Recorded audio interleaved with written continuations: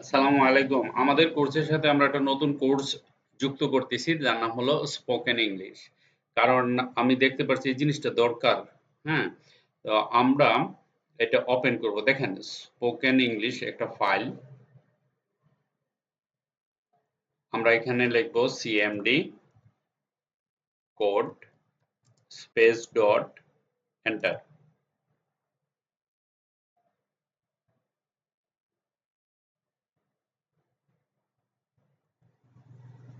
আমরা এখন এই যে এটার ভিতরে যাব। আমরা কোর্স ইনফরমেশনটা দেখব। রাইট ক্লিক করব। ওপেন উইথ লাইভ সার্ভারে যাব।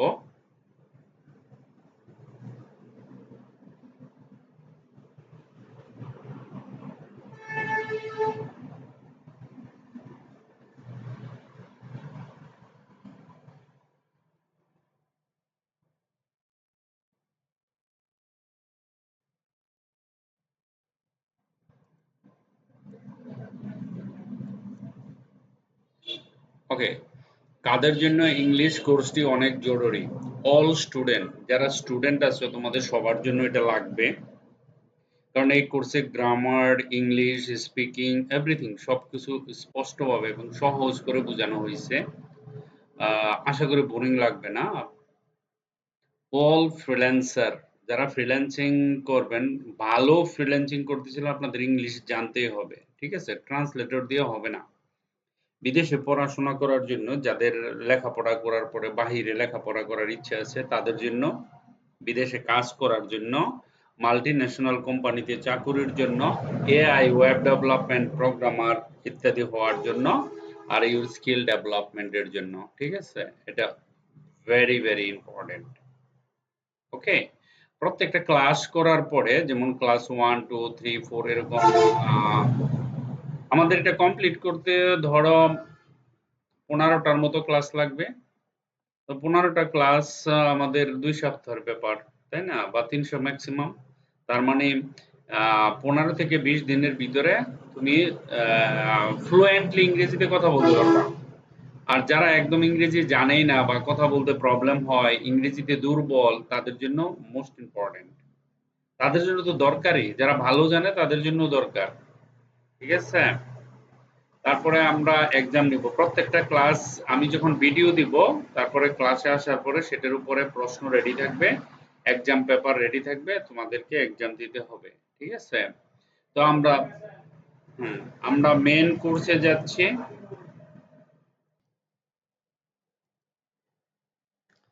ওকে, তো আমরা দেখি কি আছে আমাদের কোর্সে। এখানে যাব, আমরা কি কি শিখবো। Open with live server. Okay, spoken English. ঠিক আছে, আর এই যে আমি যে সফটওয়্যার বানাইছি বা এইচটিএমএল সিএসএস দিয়ে যে ওয়েবসাইটের মতো একটা বানাইলাম, এটাও আপনাদের শিখতে হবে বানানো। ঠিক আছে, কম্পিউটার প্লাস ইংলিশ দুইটা একসাথে শিখতে হবে। আমরা প্রথম শুরু করব বেসিক ইংলিশ গ্রামার। একেবারে বেসিক, যেটা নাকি আপনাকে না জানলেই নয়, এটা জানতেই হবে। কারণ আমাদের বেসটা যদি শক্ত না হয়, আপনি কয়টা ওয়ার্ড কয়টা সেন্টেন্স মুখস্থ করে পড়ে লাভ হবে না কোনো। হ্যাঁ, আপনার ব্রেনে, আমরা যেমন বাংলা ভাষায় কথা বলি না, এরকম ভাবে ইংরেজিতে থ্রুলি কথা বলতে হবে। বাংলা বলতে আমাদের সমস্যা হয় না, ইংরেজি তো এরকম বলতে হবে। ঠিক আছে, বেসিক ইংলিশ গ্রামার। আর এটা বলতে পারবেন তখনই যখন আপনি গ্রামার, আর গ্রামার আমরা তো কথা বলতেই পারি না। তাহলে বেসিক ইংলিশ গ্রামারটা কেন দরকার? শুদ্ধ করে ইংরেজি বলার জন্য। ইংরেজি সবাই বলতে পারে, ইংলিশে সবাই কথা বলতে পারে, বাট শুদ্ধ করে অনেকেই পারে না। আমাদের দেশ থেকে লক্ষ লক্ষ লোক বিদেশ যাচ্ছে, তারাও ইংরেজিতে কথা বলতেছে, কাজ করতেছে, দৈনন্দিন জীবন চালিয়ে যাচ্ছে, কিন্তু কিন্তু স্টুডেন্টদের কথা আলাদা। ঠিক আছে, আপনি যখন প্রফেশনাল ভাবে লাইফে কোনো কাজ, বড় কাজে করবেন, তখন কিন্তু আপনাকে ভুল করলে চলবে না, কারণ আপনাকে লিখতে হবে। হ্যাঁ, লিখতে হবে, লিখতে গেলে তো স্পেলিং এর দরকার, গ্রামারের দরকার, সাজানো দরকার, তাই না? তারপরে ডেইলি ইউজ ইংলিশ ওয়ার্ডস, আমাদের ডেইলি ইংরেজি যে ওয়ার্ডস গুলো ইম্পর্টেন্ট তাদের স্পেলিং এবং জানতে হবে। ডেইলি ইউজ ইংলিশ সেন্টেন্সেস, কিভাবে ইংরেজি সেন্টেন্স গঠন করা হয় সেই জিনিসগুলো আমরা শিখবো। এগুলোর মধ্যে সর্বপ্রথম গ্রামারের যে জিনিসটা আমাদেরকে অবশ্যই জানতে হবে সেটি হচ্ছে স্পোকেন ইংলিশ ক্লাস 1 পারসন। আপনাকে পারসন সম্পর্কে যদি পারসন কি, পারসন হচ্ছে কাকে কিভাবে কথা বলতে হবে। মানুষ তো বিভিন্ন প্রকার, ছেলে মানুষ, মেয়ে মানুষ, একজন মানুষ, দুইজন মানুষ, পাঁচজন মানুষ, 10জন মানুষ, হাজার মানুষ, কত মানুষ না। এই বলার সময় আমাদেরকে পার্সন জিনিসটা মাথায় রাখতে হবে। পার্সনের প্রকারভেদ, পার্সন 3 প্রকার আমরা জানি। First person, second person, third person. উত্তম পুরুষ যাকে বলে, মধ্যম পুরুষ, নাম পুরুষ। Okay, first person, second person, third person, এইটা মনে রাখেন।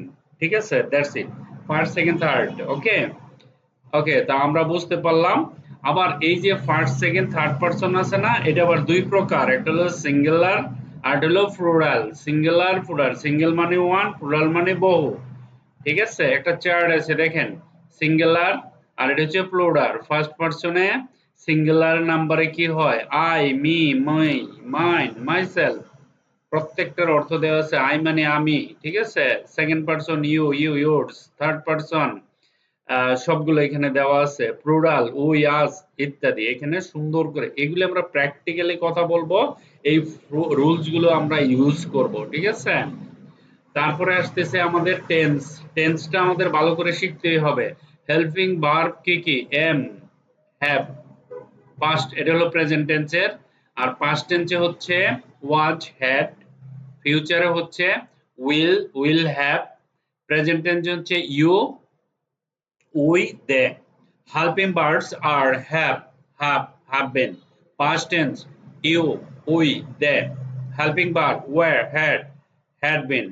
Okay, future tense you, we, they. এটাকে যদি হেল্পিং ভার্ব হিসেবে দেখে will have। প্রেজেন্ট টেন্সে he, she, it, ne। Helping verb হবে is, has been। তারপরে she, he, it, name। Helping verb হবে was, had been। Okay, present tense I am, I have। আর past টেন্সে হয়ে যায় was, had। ফিউচারে হয়ে যায় will have। you, we, they। Present টেন্সে হয়ে যায় are, they, have been। Past টেন্সে হয়ে যায় were, had been। ফিউচার টেন্সে হয়ে যায় will have been। he, she, it, name। Present টেন্সে হয়ে যায় is, has been। পাস্ট টেন্সে হয়ে যায় was, had been। will have। English word ask, ask, ask জিজ্ঞাসা করা, কাউকে কোনো প্রশ্ন করলে ask করতে হয়। বাথ, স্নান করা, গোসল করা, BATHE, বাথ। BATH না, BATHE দিতে হবে, এটা স্পেলিং ভুল করি আমরা, বাথ। আগে ভ, ধনুক, BOW, ভ, ধনুক। BUI, বাই মানে কেনা। ক্ল্যাপ মানে হাততালি দেওয়া। ক্লাইম্ব মানে গাছে আরোহণ করা। ক্লোজ মানে বন্ধ করা। কুক মানে রান্না করা। ক্রল মানে হামাগুড়ি দেওয়া। ক্রাই মানে কান্না। কাট মানে কাটা। ডান্স মানে নাচা। ডিক মানে খনন করা। ডাইভ মানে ডুব দেওয়া। ড্রিম মানে স্বপ্ন দেখা। ড্রিঙ্ক মানে পান করা। DREAM, ড্রিম মানে স্বপ্ন দেখা। ড্রিঙ্ক মানে পান করা। ইট মানে খাওয়া। ফাইট মানে লড়াই করা। FIGST। ফ্লাই মানে ওড়া। গিফট মানে দেওয়া। হাক মানে আলিঙ্গন করা। জাম্প মানে জাপ দেওয়া। হাক মানে আলিঙ্গন করা। জাম্প মানে জাপ দেওয়া। ওকে, দুইবার হয়ে গেছে, ওটা ডিলিট করতে হবে। তারপরে নিট মানে হলো বুনা, গিফট দেওয়া যেটাকে বলা হয়। লাফ মানে হাসা। লিসেন মানে শোনা। অফেন মানে খোলা। এন্ড পেইন্ট মানে রং করা। প্লে মানে বাজান মানে খেলা আর কি যেটা। আর রিড মানে পড়া। রাইড মানে RID, রাইড মানে চড়া। রাইড মানে চড়া। ঠিক আছে, SEW, সিউ মানে সেলাই করা। শেক মানে জাকুনি দেওয়া। সিং মানে গান করা। স্মেল মানে গন্ধ নেওয়া। স্নোর মানে নাক ডাকা, নাক ডাকে না, স্নোর। স্টাক মানে গাদা, গাদা করা। স্টাক মানে জমা, গাদা করা মানে জমা করে রাখানো, স্টাক করে রাখা। স্ট্যান্ড আপ মানে দাঁড়ানো। টক মানে কথা বলা। থিঙ্ক মানে ভাবা, চিন্তা করা। থ্রো অ্যাওয়ে মানে ছুঁড়ে ফেলা। ট্রান অফ মানে বন্ধ করা। ট্রান অন মানে চালু করা। ওয়েট মানে অপেক্ষা করা। ওয়েট মানে অপেক্ষা করা। ওকে, ওয়াশ মানে খেলা করা। ওয়াচ মানে ঘড়ি দেখা, উইন মানে জয় করা, রাইট মানে লেখা। ওকে, তো আমরা কি basic English grammar, daily use English grammar, daily use English, এই জিনিসগুলো দেখলাম। কিভাবে বাক্য তৈরি করে, বাক্য ইংরেজি সেন্টেন্স তৈরি করতে ভার্ব আর অবজেক্ট এই দুইটা লাগবে। Verb plus object. ডিম সিদ্ধ করো, বয়েল দি এগ। এখানে ভার্ব হচ্ছে বয়েল করো, যেটা কাজ বোঝায় ভার্ব।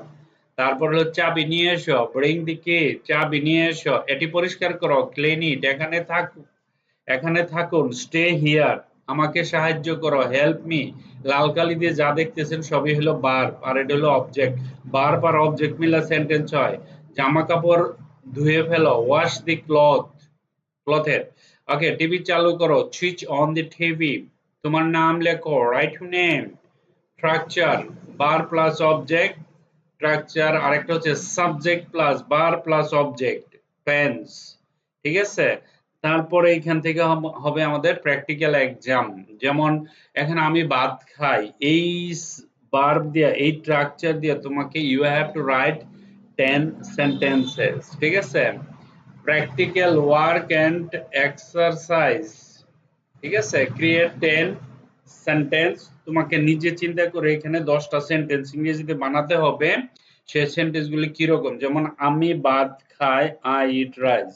সে ভাত খায়, হি ইটস রাইস। তারপরে তুমি ভাত খাও, তারপরে তুমি ফ্রুট, তুমি ফল খাও, অথবা তুমি খাও।